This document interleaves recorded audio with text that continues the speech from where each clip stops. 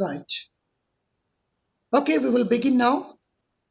I'm focusing on programming, and if you have any questions in between, you people can raise that one. Need not wait till end. Put it in a chat box, and Manoj and Himarashmi will read that. Right. Okay. The first one we said about the command line arguments. Right. Let's get into the Unix environment where I've opened this. So look at the command line arguments. I was talking to you people. Include stdio.h line number 1. Line number 2, main function returns int value. Right? Then it will take a parameter argc argument count of type integer. Then argv is an array of pointer to the character. This is how it is to be read. Right? Then I have a int I. Then I have a statement. This when I talk about the argv pointer to character, argv is an array of, say, it is something like a basket, right? There each cell, okay, is a pointer to a character. So where I'll be sending a names and all other things. Then for I equal to 0, I less than argument count, whatever the argument count, who will supply when the program is run, right? The environment, the operating system, right? The C compiler environment ensure that the environment variables, whatever you type at the time of command, executing a command, they all being passed to this particular function automatically, whatever you type. So for I equal to 0, I less than argc argument count, right? I plus plus. Okay, you know about that. The index of an array begins from 0 in C language. That's why it is less than argc. If argc count is 4, okay, it is less than 4. Why? 0, 1, 2, 3. 0, 1, 2, 3, it becomes a 4. Index starts from 0. Then what is that you are doing? In a double quote, you are printing a message. You are printing the I, okay, as a serial number and array content. Argvi refers to, right, a particular name, whatever your parameter you have passed. It's the parameters, whatever you are passing, command line arguments are of the type character. They are pointed to the character that makes a string also. Right this. So how do you compile it? Right? See, assume that the name of the program is, right, 5-cmd line arguments.c. Look at the capital and small letter, right? So this is the source file, C program file, and the compilation is cc minus o. You want to generate, right, the user named executable file. Then it is minus o option. If you don't want, if you are using a.out, then cc directly. If you are using a.out, cc direct, then directly you get into the source file name. That's all. But I wanted the executable file name, right, as this. Then it is cc minus o, right, name of the executable file, then source file name. You run it so that the executable file is available. It is not a.out here. Whatever you are named here, no, this is the executable file name in place of a.out. If you don't mention this, then a.out is generated. So every time you compile, same a.out is, okay, overwritten on that. So this is the good practice where for every source code, source program, right, it's equivalent same name executable you created. How do you run it? Right? I asked you yesterday, this is how you run, right? Dot forward slash executable file name, and I told you that command line arguments. At the command line, you are running a executable file typing. When you type at this command line, okay, you provide a parameter which the program will be using it. Unlike printf and scanf you use within a program, right? That is when a program is running, within that you are asking a user enter value of a, then you are reading it. Rather than that, when I execute program, at that time only I'll give a parameter. Let the parameters are read and used according to the logic written inside. And I asked you yesterday, okay, what is the meaning of dot forward slash? Anybody? Manoj? Ask everyone to, okay, type the answer for this in a chat box. Why? What is the meaning of dot forward slash? And I want Manoj and Himarashmi read one or two answers, different answers. I wanted everyone, okay, quickly type, right? What's the meaning of dot forward slash? How to get it? Refer internet. Internet is a mother of everything. You will get all solutions on internet. But the only thing is you should know what to search, where to search, and how to pick the answer. And this is what is essential parameter for a software engineer. Manoj, can you read what is dot forward slash? Himarashmi, can you read? Sir, Sunidhi has written that it is current directory. It is the current directory. Yeah, it is the current directory. That is the right answer. That is the right answer. Right? This executable file is there in the current directory, so it is a dot forward slash. If this executable is somewhere else, what to do? The path of that file is to be provided. We shall see that one later. Right? Now look into that when you run this program, right? The printf, whatever you want to print some message, test program that appears here, right? Then what is that you are doing? You are going through this for loop I equal to 0, I less than argument count, I 0, 1, 2, 3. It is depending on number of arguments. How many arguments you have passed, right? Truly, if you look at that, argument 1, 2, 3, 4, and 5, right? These many arguments you have passed. But look at that, there are 6, right? In this case, the first basket content here, zeroth content, is the name of the file itself. Got it? Understood? So it is 0 to, okay, 5. That means 6 totally. Though you are given here 1, 2, 3, 4, 5, right? And name of the argument, name of the file, 6. So it is, okay, loop how many times? I equal to 0, I less than 5. I mean, I less than this 0, 1, 2, 3, 4, okay, 5. Like this. So total arguments is 6 here, right? So 0, 1, 2, 3, 4, 5, right? There are these many times it executes. So argument 0 is the name of the file itself, right? Argument 1 is this, right? Argument 2 is this, argument 3 is this, argument 4 is this. So how many times a loop execute here? That is being written here. 0, 1, 2, 3, 4, 5. 1, 2, 3, 4, 5, 6. There are 6 arguments where name of the executable file is one of the 0th argument it takes. Right, guys? Got it? Right? So 1, 2, 3, 4, 5, and 6th one is the name of the file itself. So I equal to 0, I less than 6. That is 0, 1, 2, 3, 4, 5. These many times it executes that. And you people have to play around this and try to know. In some other programming language, array index may not be from 0. It may be from 1. Depends. So you need to look into that accordingly. So any question at this stage? I hope that each one of you have executed this program, whoever have a system. Who don't have a system, try to understand this. And when you come to the campus from 1st October, we'll give an extra slot in the evening for all the laboratories, right? So you will be practicing that one. Until that, you listen. You should not make unnecessary be panic and give a trouble to your parents, right, for purchasing a system and all these things. If you can manage as a routine part of this, do it. Otherwise, the institution will provide all the services to you people. You can execute this. So any question at this stage? Sir, why are argument lines necessary? Someone is asking. What is that? What is that? Why are argument lines necessary? Arguments. See, because what is that? Here we are providing here, right? We are capturing the arguments. That's why we are written here. But having written this, if you don't want to give argument, don't give arguments.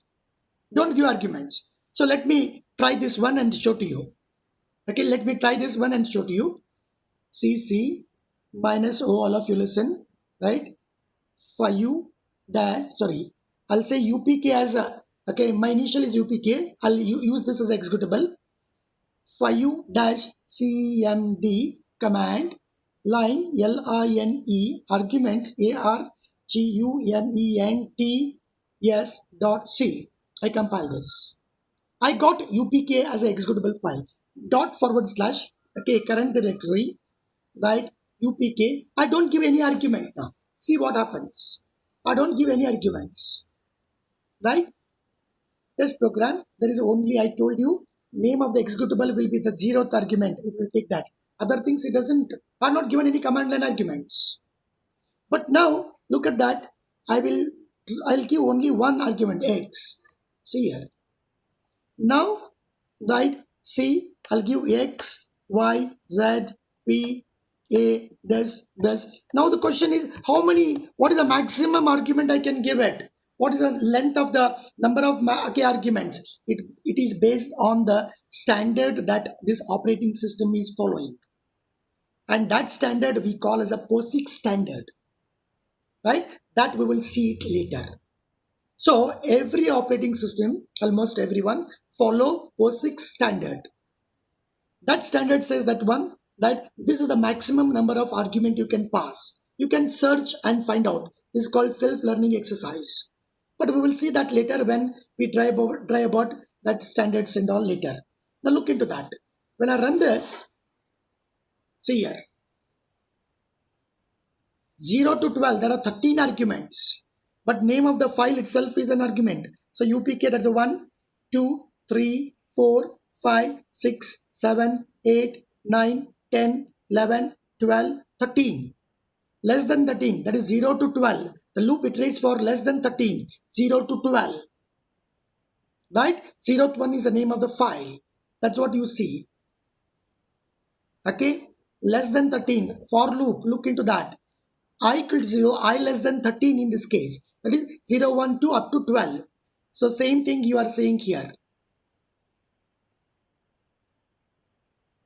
I think, Manoj, I have answered your question. Right? Is it necessary that to give the arguments? Not necessary. Yes, sir. Right. The screen is visible to you all people? Sir, still 2 questions are there, sir. Please read it. Sir, whether the 0th argument is by default file name? Yes, and yes. Yes. But it is meant to be Sir, true. and then why are we using pointers? Right. This is a basket. The basket should contain all fruits, right? Apple, banana, right? Okay, all these things. So that all these are character, string, right? So we are using a pointer to the character. See, ARGV, this is an array. How to read this? ARGV is an array of pointer to the character. I mean, ARGV, now look at that. ARGV1 points to the parameter. In this case, 1 points to UPK. It is not single character. It is a pointer to the character. Okay, that makes a string.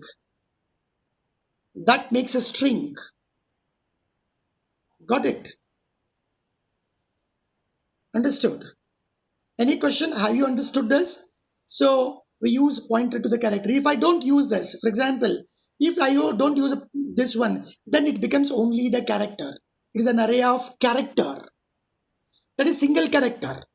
Every content, ARGVI, see, look at that. Okay, I equal to 1 character. I equal to, 1 character. Okay, character. But when I use pointer to the character, collection of characters, putting one after the other in an orderly manner becomes a string. And string ends with a null character. Got it?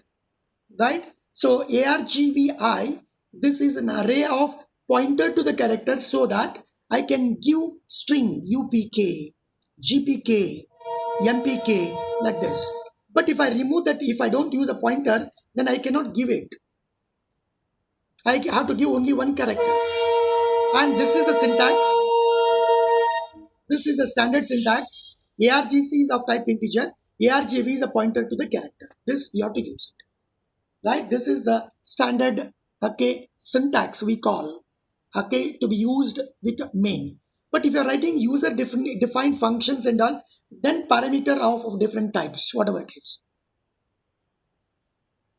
Manoj, did I answer the question? Yes, Yes. sir. Yes, sir. Right. Okay. Sir, in ARGC, how the count is taken case? How the Argument count is taken care in ARGC. ARGC, that is automatically it happens. The value for ARGC, value for the ARGV, the environment, right? The C libraries, C environment, when you run the program, it will automatically provide it to the main function. They are automatically available. There are many environment variables, parameters are there. All those things are available to you. You have to wait for that. When we talk about how the program is being executed, right? Who execute? EXECL, EXEC. What happens? Right? How these environment variables you receive? You have to wait for the next class. Right? By default, by automatically, they are available value in ARGC and ARGV automatically. That's all you are supposed to know it now. Got it? And you wanted ahead of time, there is something called C startup routine. The thing is, when you execute, the main function is called first. Who will execute this? There is something called C compiler, C startup routine. C startup routine will call the main function, will arrange all this ARGC, ARGV and make it available to that. It's a part of C compiler. That's why when you execute that, executable is taken care. But when you execute CC something, who execute that? There is a system called EXEC. That we will see it later. We'll not make the things complex. So your question is that who will provide value for ARGC and ARGV? C startup routine will ensure that the ARGC and ARGV values are made available. That's all. C startup routine. Manoj, shall I go to the next one? Himarashmi? Students are not there in class, so please allow them. Who are? They are asking to allow. Okay. Participants. 1 minute. I'll see that. Right now, nobody is waiting in that. Nobody is waiting. 46 people have joined. Other people, there is nobody in the waiting room. In the right hand side, you can see the screen also. Okay. Right? If anybody comes, I will be admitting to them. Right? Okay. Right. Is it okay? First program. Everyone has to complete this today. Upload it. Sir, Sir, there are some more questions in the chat box, sir. Please read it. So someone is asking that the value of ARGC is always the number of arguments passed plus 1. Yes.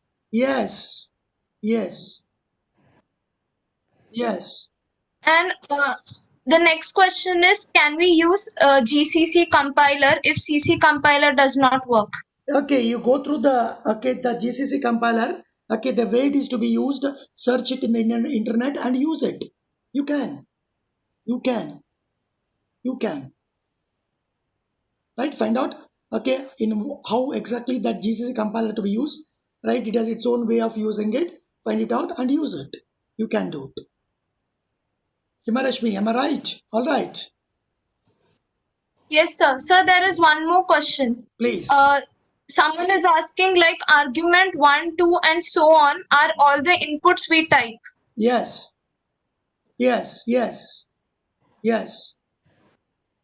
And the next question is, will the commands for compiling and executing vary for different programs? No, it will remain same. Look at that. CC minus O. name of the executable file, source file name. In every time, whenever a new program you write it, new source file name and new executable file, that will vary. But CC minus O will remain same. CC minus O will remain same. Got it? Rashmi, did I answer your question?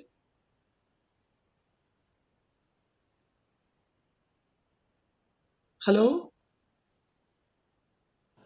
Yes, sir. Yes, sir. All the questions from the chat box are done, sir. Okay, but did you, all of you did this program? If not, do it today. So allow me to go to the next example. Shall I go to next example? Okay. Yes, sir. Okay, that's good. That's good. Right? 1 minute. Okay, I will look into this. 1 minute. See, you have been asked to work on what is that? 1 minute. Process ID. I'll search it where exactly it is there. 1 minute. You wait for that. Process ID. Yeah, process ID. Right? This. Just 1 minute. Yeah. Right? Now look into that. This is the program I have given to you. Include stdio.h main. I'm not using any argument. I'm not passing any argument here. This is by routine standard I use it. Right? Thus, int PID, when variable I declare of the type integer, it is okay, user defined variable, and there is a system call called get PID, which will get the process ID of this. It is similar to your USN number. In operating system, every program when it is executed is called a process, and the operating system allocates a unique ID for that is called process ID. How to get it? Through get PID only. And what the return value is being put into that, it is an integer number. And here we write PID, the variable, right, and printing that. Right? So when I run this dot / executable file, I'm not giving any instruction how to compile here. You should know by this time. Then process ID is so and so. Thus, you get it. So 5154 is the USN number of this program, right, received from operating system. That's all. Any question here?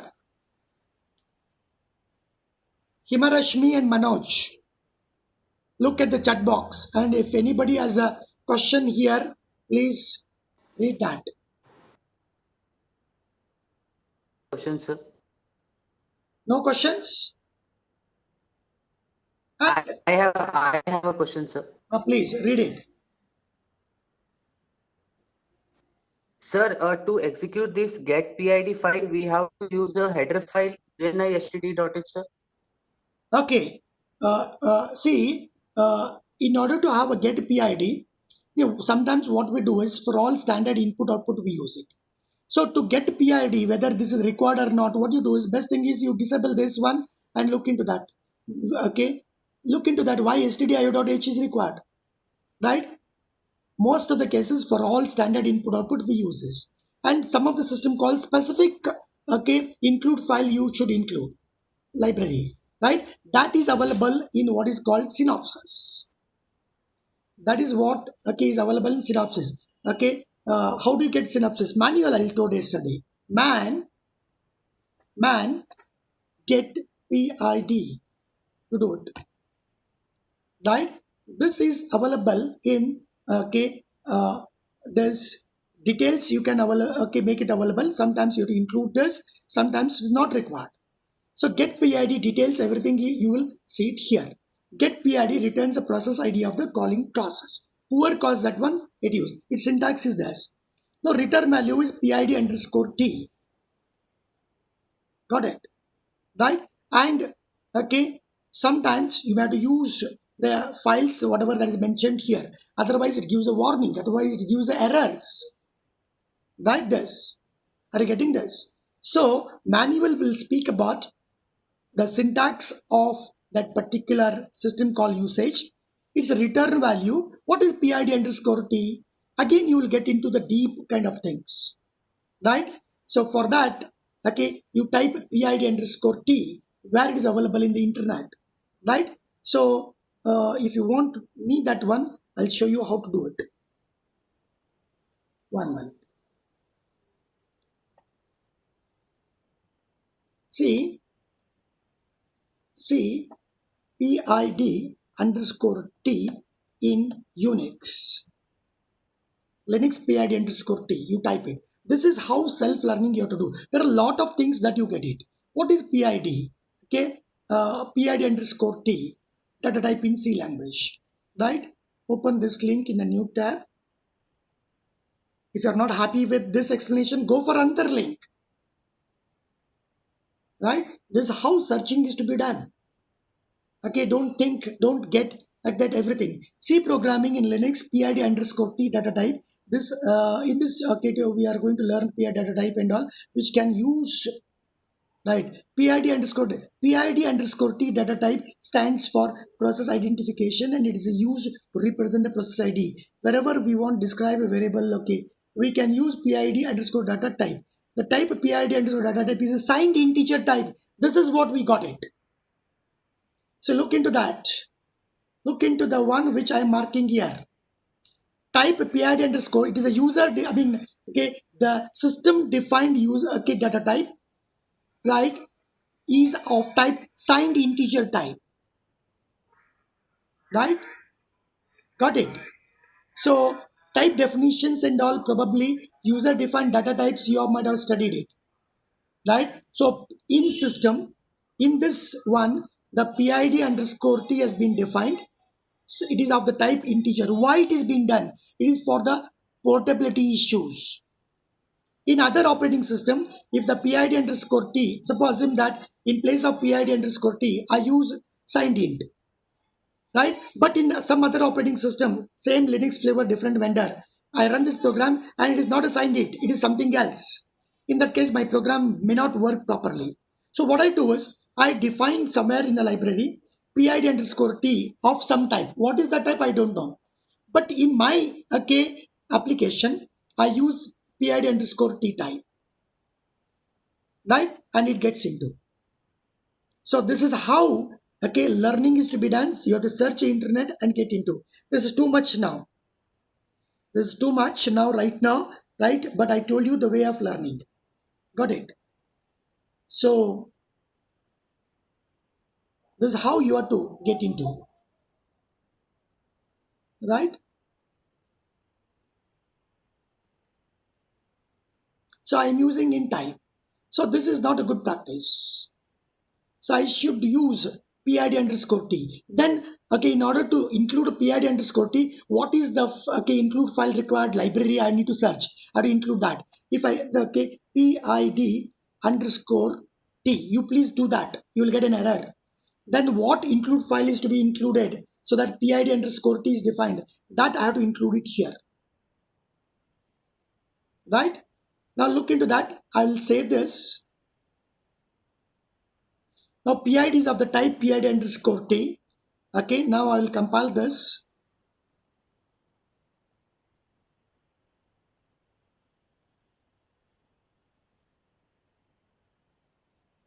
Please all of you see the things. Screen obstacles. CC minus O. Sorry, it is not focused. CC minus O UPK is an executable file name. For short, I'll give it, but this is a wrong way of doing it. Okay, then this is 34 this dash PROCE process ID dot C. Error, unknown type, PID underscore T. Now what to do? I have to find out, search again in the internet, search in the internet which is the file to be used. Now look at that. Here it says that one, this is to be used. What I'll do is I'll copy now these things, right? And I'll put it in my program, right?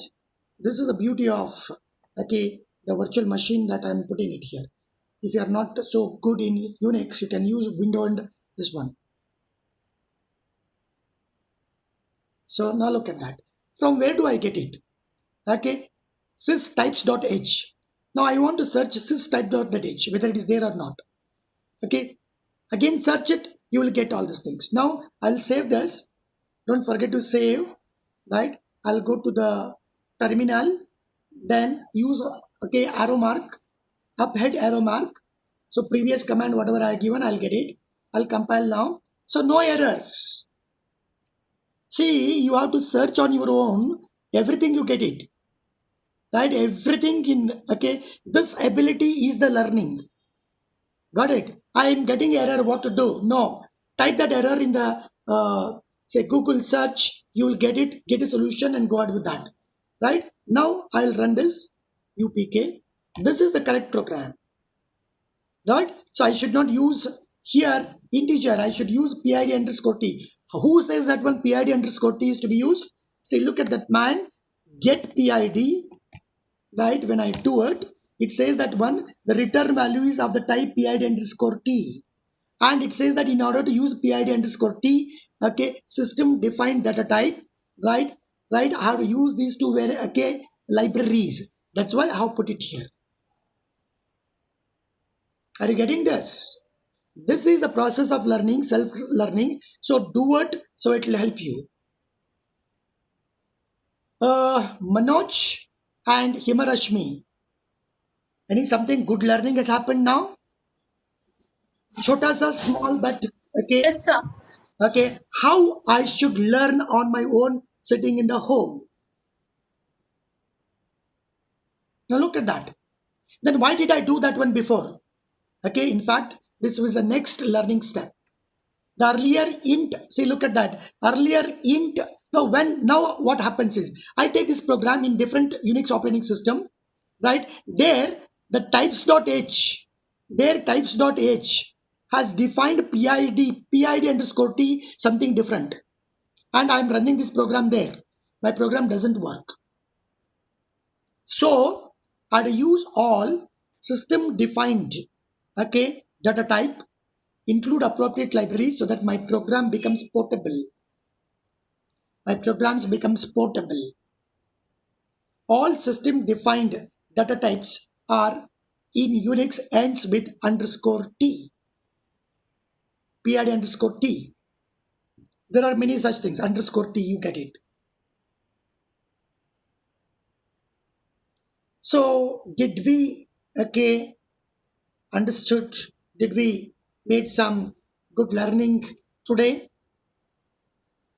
How to search on our own and how self-learning goes. Any error you get it, search it. You get a solution. Internet is something like a mother. Mother gives everything. Name anything, everything mother has it.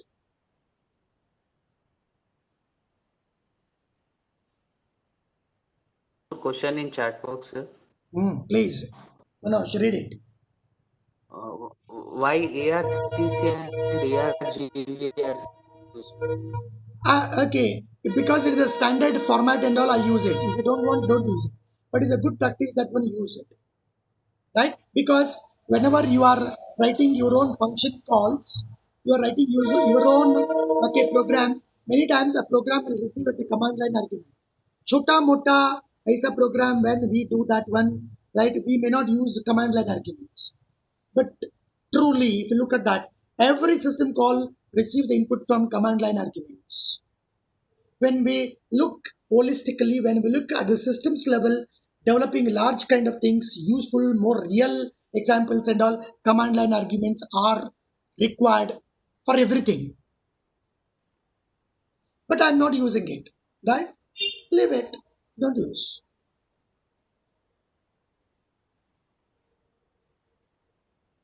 Right? Did I answer, Manoj? Remove that one and compile it and see it.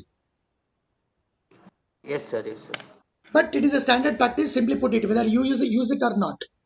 Because your code should look also professional. Whether use it or not, put it. Return value, int. The main program returns to the system about the status. You want to know return 0. Then what are the other return value? How to search it? Again, go to the internet, right? Type here, right? Type here, you get the things, right? Use it, right?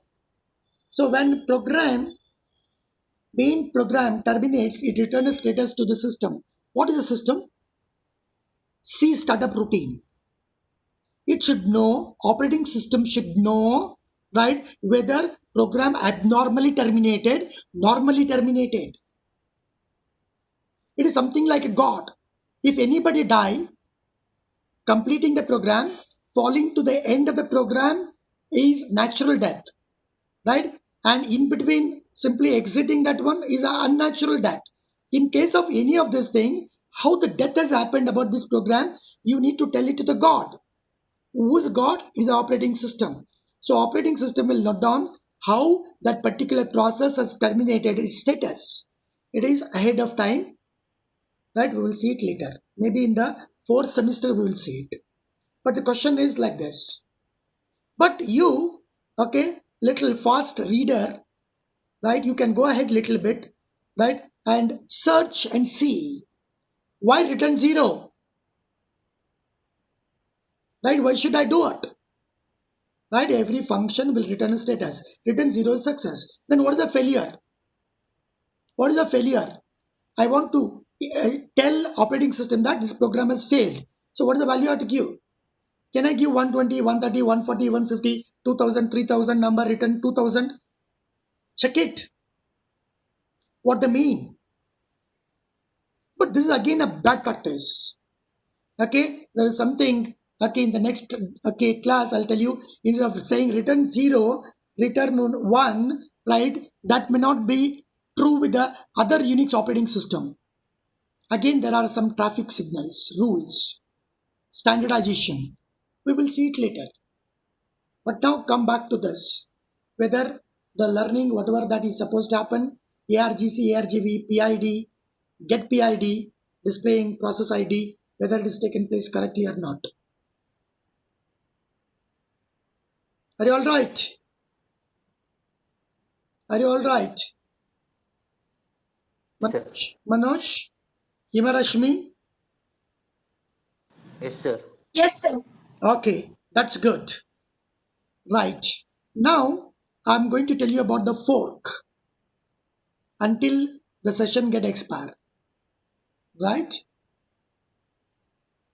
So what is that we did it? I asked you, okay, a fork, right?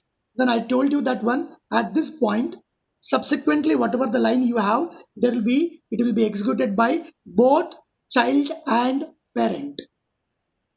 What is the parent ID? What is the child ID? I asked you to study on your own, right? Now look at the small modified code.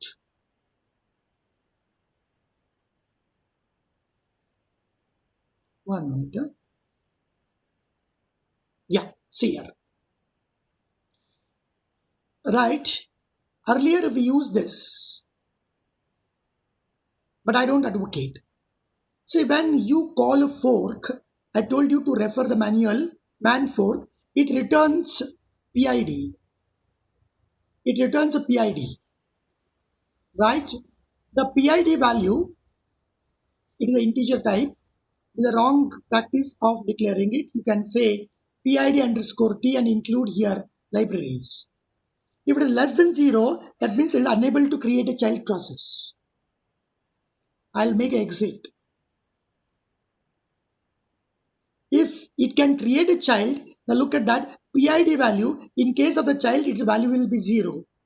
In case of the parent, it will be the PID of the child process.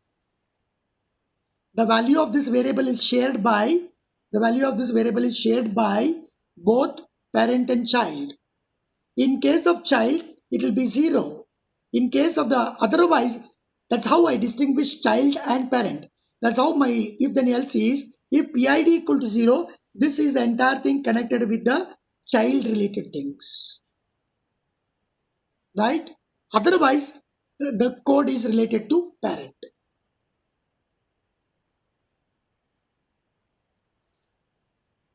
Any question here? I declare a variable called PID. I make it to store the return value of the fork.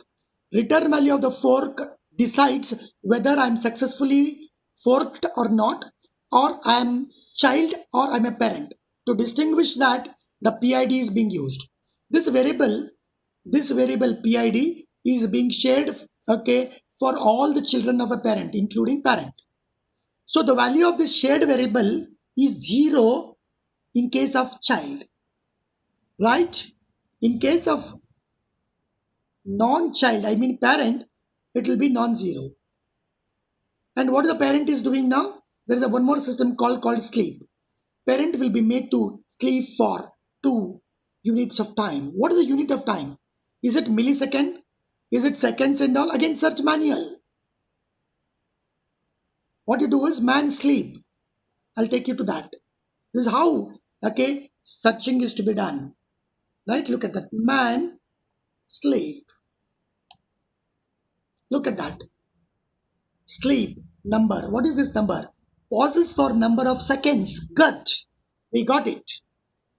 We got it. That means this is how you have to read. Right?